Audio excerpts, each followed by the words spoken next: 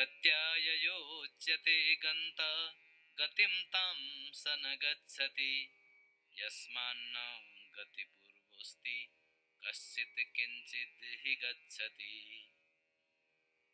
yayājyate gantā tato nyāṁ sana gacchati gati nopapadyete yasmād gacchati. Yayājyate gantā gatiṁ tam sana gacchati yasmān gati-pūrvosti kaś-cit kiṁ-cidd hi gacchati. MMK chapter 2 verse 22. A goer does not visit that way by way of which he is manifested. And that is why, prior to the way he goes, he is not there. For somebody is visiting something. Yayājyate gantā tato nyāṁ sana gacchati gati nopapadyete yasmād ekatra gantari.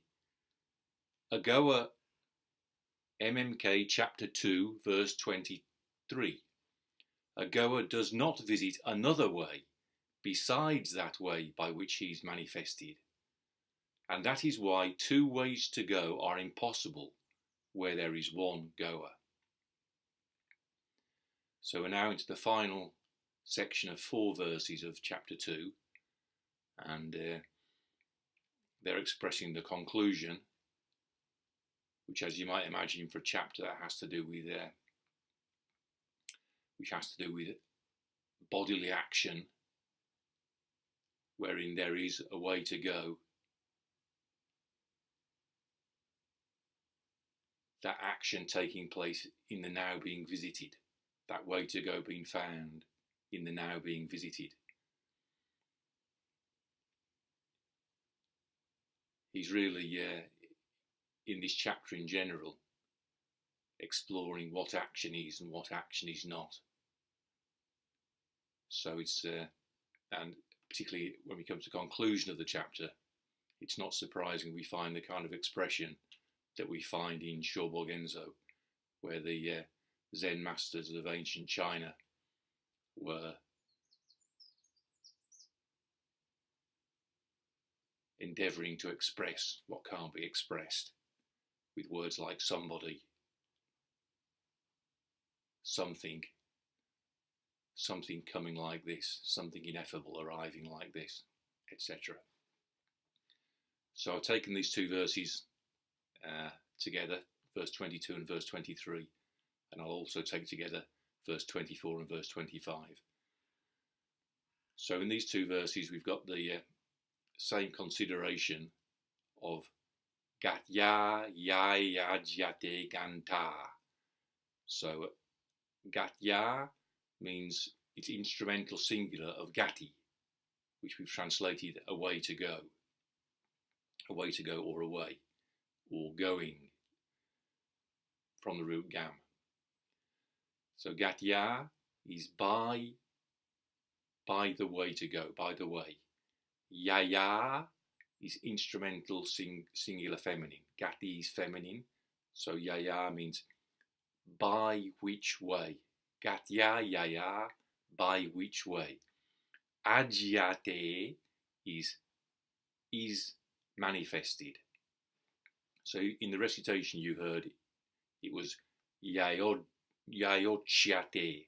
So yayā plus uchyate. Uchyate means is expressed.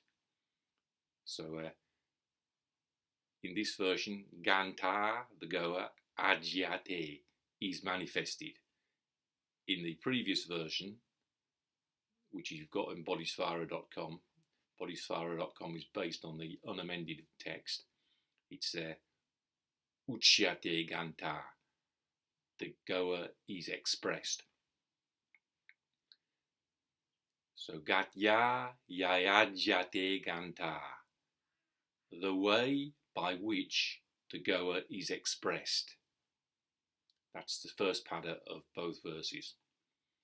Then the first line of verse 22, yayājyate gantā, gatiṁ tam sana gacchati. So, sa, he, na gacchati, does not visit. Gatiṁ tam, that way to go. So tam, accusative singular feminine, agreeing with gatiṁ. A goer does not visit that way by way of which he is manifested.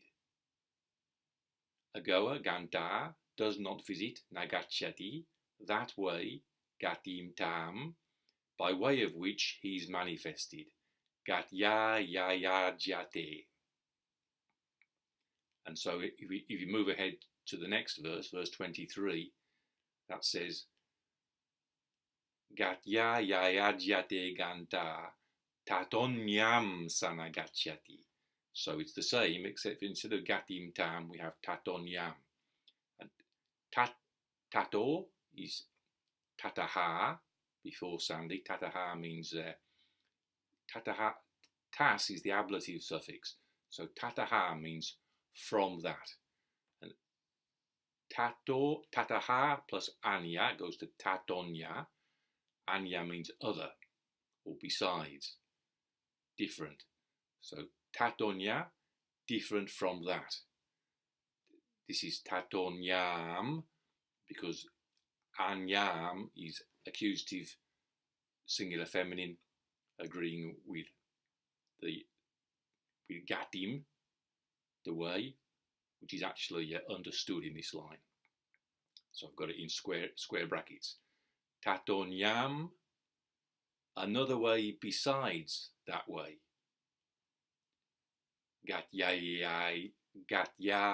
Yayājyate, by which he's manifested. So the second line, working from the English, a goer, gantā, does not visit, sana gacchati, another way besides, tato nyāṁ, that way by which he's manifested. So another way besides that, tato nyāṁ, by which, the way by which he's manifested. Gatyā, yayājyate.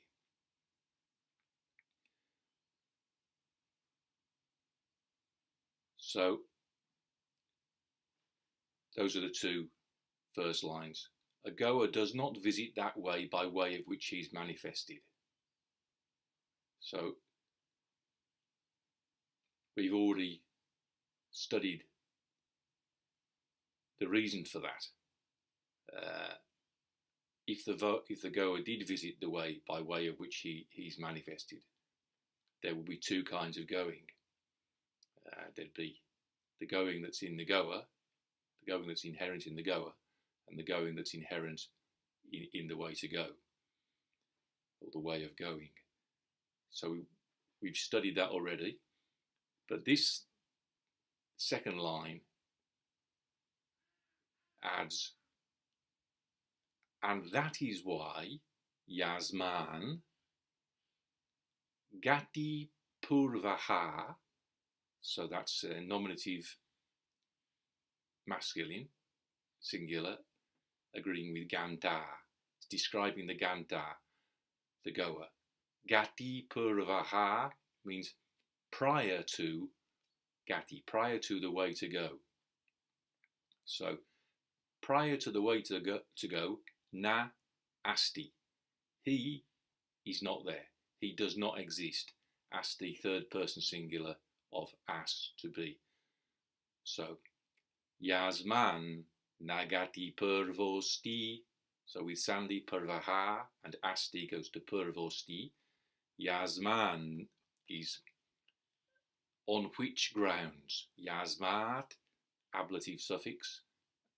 So on the grounds, and the ya prefix means on which. Yasmād, on which grounds. On which grounds, na gati-pūrvo sti. On which grounds, prior to a way to go, nasty, he's not there. So I've translated it, and that is why yasmān, prior to the way to go, na gati-pūrvo, prior to the way to go, gati-pūrvaha, he is not there, na asti, nasty. And then we have the sort of suggestion of the ineffable. Kaś-cit kiṁ-cidd gacchati. Kaś-cit, nominative, somebody, someone. Kiṁ-cidd, accusative, something. He, for, or sometimes it's emphatic. Gacchati, he visits, he goes, he is going, he is visiting. One is visiting.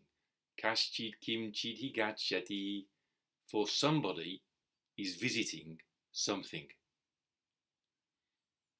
So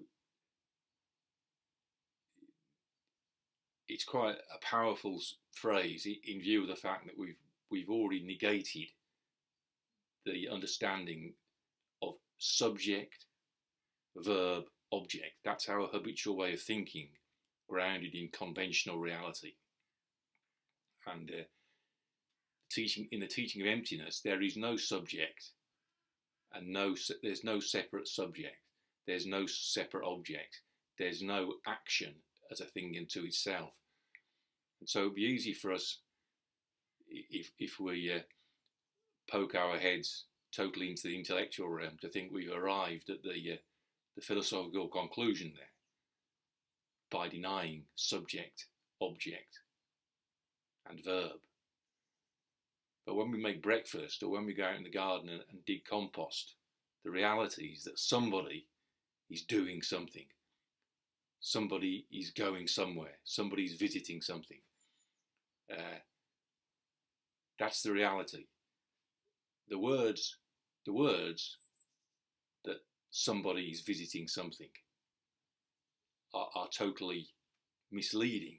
They're inadequate to express the reality, because reality is not a subject, a self-existing subject performing an action on a self-existing object.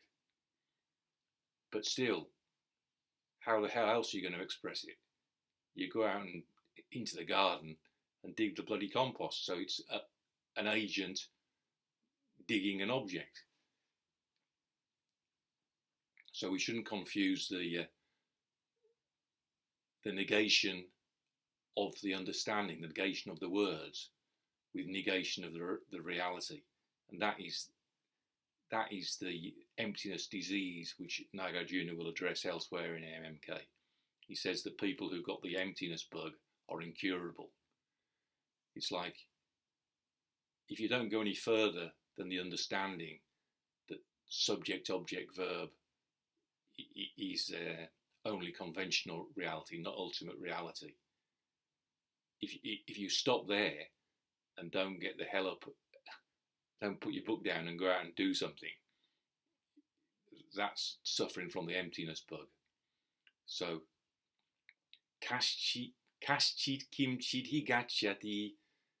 This is the Sanskrit original, which was echoed by the Zen master in China, who said, I forget how it is in Japanese, but something ineffable is coming like this. You'll find that in Shobo Genzo, chapter 24, possibly, called immo, which means it, or something ineffable. So this is a phrase which is very suitable to the concluding section of this chapter, which is about the action that doesn't take place in the past. Nāgati doesn't take place in the future. Nāgati, not in the not yet visited, not in the future. It's about action that takes place gamyamani, in the now being visited, But gamyamanasya gamanam katam nopapadyete. How the hell is the now being visited. How the hell is it possible? Will it be possible to visit the now being visited? So this is the negation of the overly mindful efforts to be in the now. It's like Patrick MacDonald said in relation to the Alexander technique. If you're careful in this work, you'll never get anywhere. If you're careless, you might. And a student of mine once, hearing that, he once corrected me and said, "No, Mike, not careless, carefree." I always remember that. Patrick MacDonald's point is to be careless. Fuck it, just get on with it. Being careful, sorry, Anne MacDonald, whose work I benefited from so much, you can kind of see her there in the grip of the Morrow reflex, studying the text in minute detail and getting everything carefully arranged and right, which is useful work. It's necessary. But what this is pointing to is to say, sod that. Boof, boof.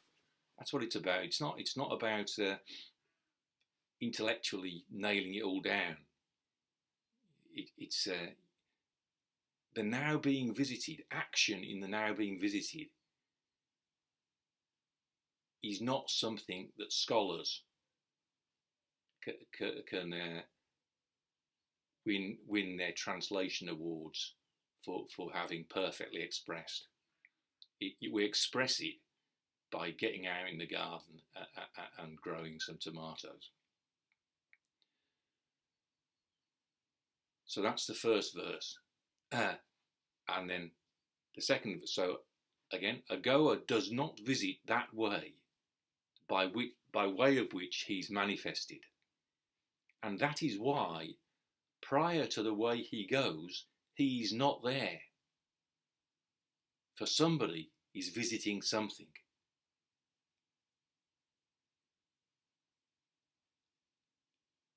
Then the second verse in the pair. A goer does not visit another way besides that way by which he's manifested. And that is why two ways to go are impossible where there is one goer. So again, and that is why, yasmād, two ways to go, gati dve, that's nominative dual, gati, ways to go, dve, two, nopapadyete, nopapadyete are impossible. So na, not, upapadyete, second person dual of upapad, to take place, to happen, to be possible.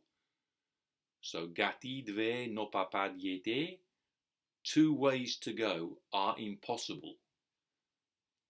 Ekatra gantari, that's locative absolute. Ekatra means there being one, where there is one. So it's eka, one, and tra is the locative ending. Gantari is locative singular of gantra, the goer. So ekatra gantari, locative absolute, where there is a goer, where there is one goer. Again, and that is why yasmād, two ways to go, gati dve, nopapadyete, are impossible where there is one goer. Ekatra gantari. Gati dve nopapadyete, yasmād ekatra gantari. And that is why two ways to go are impossible where there is one goer. So this one again echoes phrases we've already looked at in the course of exploring what's explored in this chapter. For example, Master Dogen's instructions for how to practice Zazen. Excuse me. It's another frosty morning today. Jijo ipen. Naturally become one piece. Ji naturally. Jo become, realize. Ipen, one piece. Naturally become one piece. Charles Sherrington praised F.M. Alexander for treating every action, like the movement of a limb, as a function of the whole psychophysical person. Jijo ipen. That means there's one goer, not two goers. There's one goer, one person. And when you're in that state of psychophysical unity, then there are not two ways to go. It's like in the two verses that we're going to do tomorrow, the concluding verses of the chapter, when I think about it, I'm in two minds. There's a phrase, sada sad buddho, which means existing and non-existing. And I don't know if I'll explain it tomorrow, but I've been in two minds for 2 years about what it means and how to translate it. But tomorrow, I'll put the laptop in front of me, sit in lotus, and listen to the recitation of Sanskrit and repeat the recitation of the Sanskrit. And that's how you get out of the impasse of not being able to understand what Nagarjuna is saying. If you're in two minds about how to translate it, I look at the letters, chapter 2, verse 22, chapter 2, verse 23. And in that moment of looking at the black letters on the white screen and speaking them out loud, I'm not in two minds. So there's always a chesta yatra gati tatra. Where there is bodily movement, there's a way to go. So again, I've talked about it in the context of this chapter. I've suffered all my life from not knowing what side I'm on. I used to go and watch Wales play rugby and felt the resentment of the Welsh crowd towards the English. And but am I English? Am I Welsh? I had a Welsh rosette on, but actually, the truth in my heart, I'm English, not Welsh. I was by no means privileged when I was an infant. I was underprivileged in more ways than one. But I went to a school, a secondary school, King Edward School, Birmingham, where you were told from the beginning, you're very privileged to be here. But along with that sense of being privileged was the resentment of people on the bus who thought you were a wanker, a poser, who went to the posh school, King Edward's. So this thing of, again, my mother always encouraged me to take sides against my father, who she was very critical of. So whose side are you on? I hate sectarianism. Are you Soto sect or are you Rinzai sect? Go fuck yourself. Fuck off. That's why I feel emotional dislike about it. People want, Asfagorsa, what school does he belong to? What school does he belong to? Is he the Yogacara school or is he the original Madhyamaka? Fuck right off. Fuck off with your sectarianism.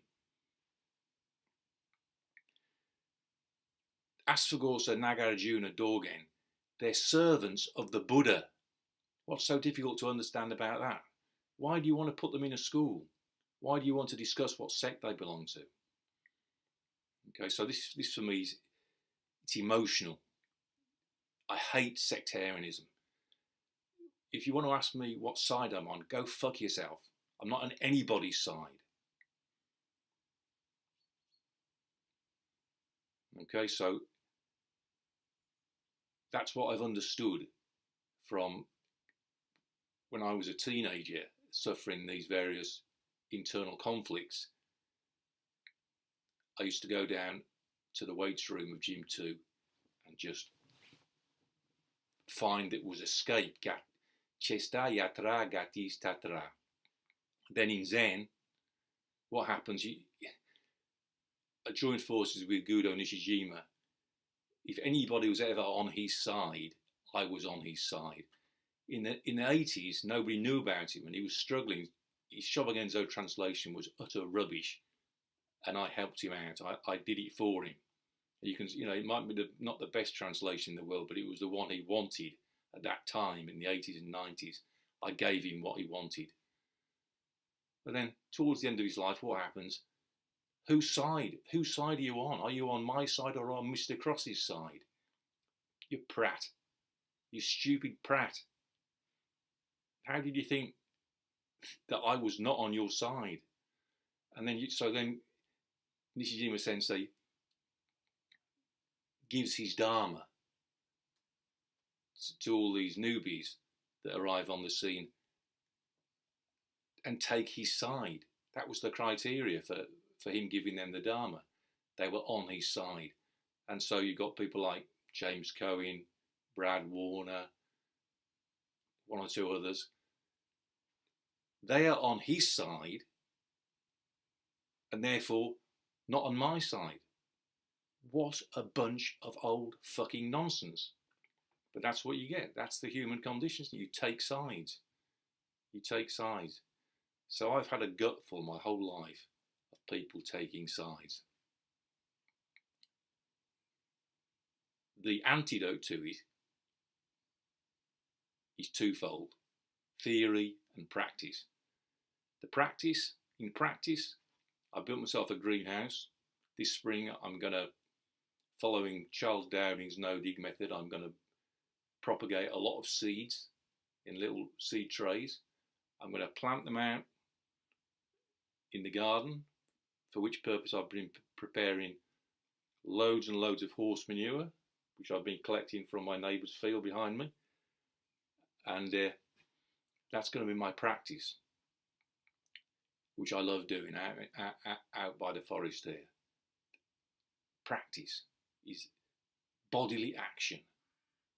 There is the way out of the impasse of idiotic people taking sides and being sectarian and thinking they're right. Practice is the real solution. But that practice is aided by theory. That was Nishijima's whole point of his life, was to clarify true Buddhist theory. That's what this is. Okay, that's what this means. Kaś-cit, kiṁ-cidd, gacchati. For somebody is visiting something. That's the philosophy of action. And gati nopapadyete, yasmād, ekatra, gantari. And that is why two ways to go are impossible where there is one goer. That's the philosophy of action. So the reason I'm doing this is because MMK translation is because this is what Nishijima Sensei wanted me to do. My life has been a response to his teaching, which it turned out was in many respects wrong. And that doesn't mean, in saying that, I'm against him. It doesn't mean I'm not on his side. I am on his fucking side. I'm doing his work. He asked me to do this translation, and he wanted, we should have had the Nishijima Cross translation of MMK. In order for that to happen, he had to understand that I was on his side. When I came back to train as an Alexander technique teacher, I hadn't departed from Buddhism. I came back to clarify what the Buddhist teaching was. I was, from the beginning, doing his work on his side. And that's the final irony, is that, my hatred of taking sides, he took sides against me, thinking that I'd taken sides against him. What a bunch of old nonsense. But here's redemption. Here is, ironically enough, in his stupidity, he was pointing in the right direction toward, see, from when Nishijima Sensei sat, he could see that people in America, particularly in France, were all very diligent, as he said, in practicing Zazen. But he observed they didn't know true Buddhist theory. So our aim, quite explicitly in the 80s, was to provide the grounds for true Buddhist theory. That was Shobo Genzo. But those grounds actually, as Nishijima Sensei intuited, are the real grounds are in Nagarjuna. MMK is the real grounds for practicing Zazen. Shobo Genzo is, a lot of it is easily interpreted as Zen realism, which is the very viewpoint that Nagarjuna is opposing in MMK. So Zen realism, you see, kaś-cit, kiṁ-cidd, gacchati is a suggestion of reality. Somebody is visiting something. But in that phrase, somebody is empty. Something is empty, and the action of visiting is empty. But if you take the words without the understanding, you've got somebody. Ah, yes, somebody. I exist. I am not nobody. I'm really somebody. So that's the Zen realist reaction to people who've misunderstood emptiness. Because people who've misunderstood emptiness say, oh, the body's empty. Nothing matters. Everything's empty. The body's empty. It doesn't really exist. Because they've misunderstood emptiness. So then the Zen realist reacts to that and says, no, how can this be not real? Somebody's here. Somebody exists. And when I go out into the garden, the stone lantern in the garden really exists. It's not empty, it's really there. It's because you haven't understood what Nagarjuna means by empty. Empty doesn't mean non-existent. Empty means it can't exist as a thing unto itself.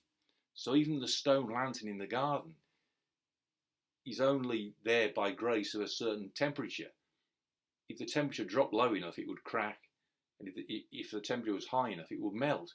So it doesn't exist eternally as a self-existing thing. In that sense, it's empty.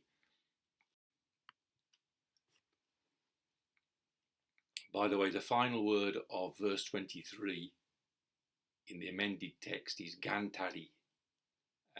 And in the recitation we're just going to listen to by Professor Kashinath Nyāṁ, the word is gacchati. So, but the amended version, gantari, amended by Anne MacDonald in 2000.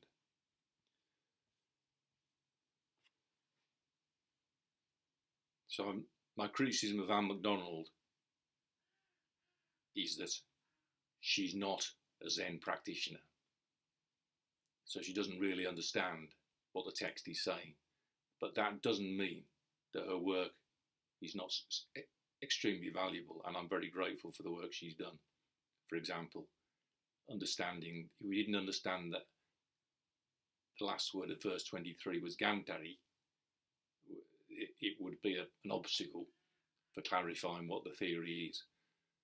But the theory in itself is sod all use to anybody, unless people put it into practice.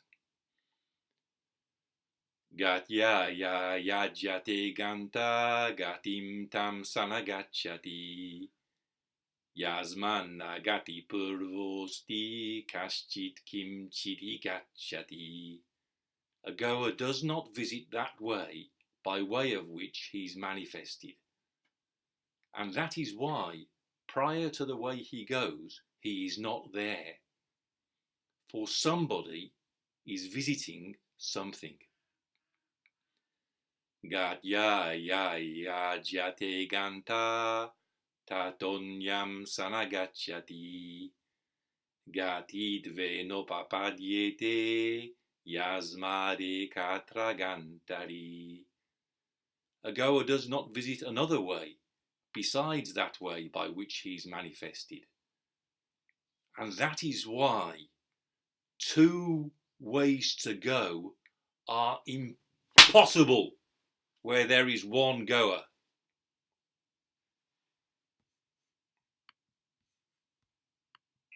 Gatyāyayāte gantā gatiṁ tam sana gacchati yasmān gati-pūrvosti kaś-cit kiṁ-cidd hi gacchati. Gatyāyayāte gantā tato nyāṁ sana gacchati gati nopapadyete yasmād ekatra gacchati.